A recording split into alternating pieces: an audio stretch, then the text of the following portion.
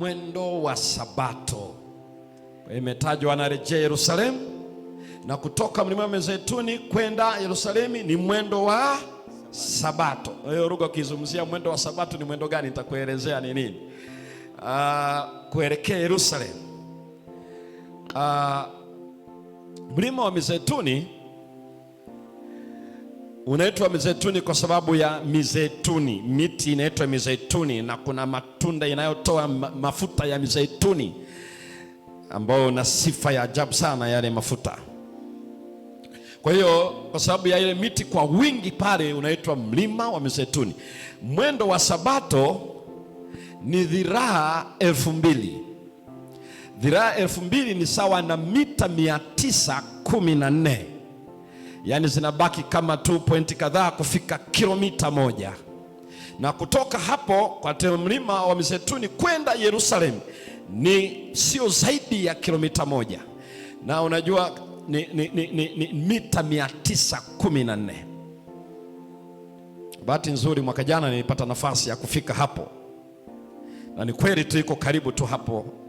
Na kwa nini wanamuita yeye ni mwendo huo? Kwa sababu unaposoma Luka sasa anaandika uelewa wa kanuni ambayo ilikuwa ndani ya maandiko matakatifu kuhusiana na utunzaji wa Sabato, na kwamba mtu asisafiri umbali gani, akienda zaidi ya pale anaonekana amevunja Sabato.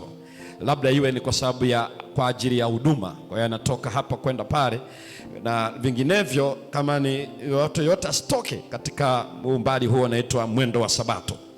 Lakini imejengwa wapi hasa hizo dhiraa 2000? Hizo dhiraa 2000 hasa utaziona pia kwenye kitabu kile cha Hesabu sura ile ya 35, ambayo aya ya 4 na ya 5 inayozungumzia toka mji hadi mji, ukuta mji hadi mji, dhiraa 2000. Na anataja ile miji ya Walawi, na ilikuwa na makusudi yake kwa nini ilikuwa vile katika ile miji ile waliopewa.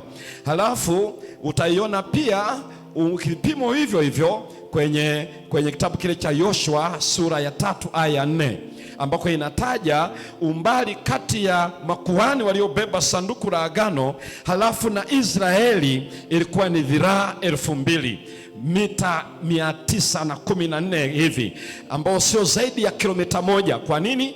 Wanasema msilikaribie lile sanduku kwa sababu ninyi hamjui njia, Bwana ndiye anayejua njia. Kwa hiyo wakati wanafunga ndani ya miaka zile 40 ya kutembea jangwani Israeli kuja na Waisraeli kuja nchi ya Ahadi, sanduku ndio kwa linawekwa, halafu makuhani wanalibeba, na wanalibeba wanaenda umbali wa kati ya Israeli, kwa sababu Yuda ndio ilikuwa inaongoza jeshi, kabila ya Yuda, afu anakuja wengine, lakini kati ya kabila ya Yuda mpaka wabebaji wale makuhani waliobeba ile sanduku, wala waliobeba ile sanduku, ilikuwa sio zaidi ya kilomita 1. Wasilikaribie.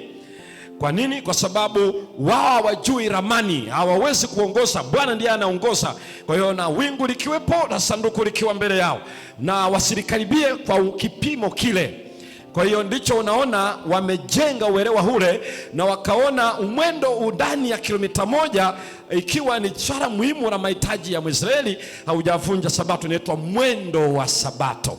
Kwa hiyo kutoka mlima wa Mizeituni kwenda Yerusalemu ulikuwa ni umbali huo usiozidi kilomita 1. Wale wanaonielewa nyosha mkono kama tuko pamoja. Asante. Huyo ndio inayotajwa pale. Wameondoka wanaenda kwa furaha, na sio mbali, ni kutoka tu hapa unafika ni ndani ya kilomita 1.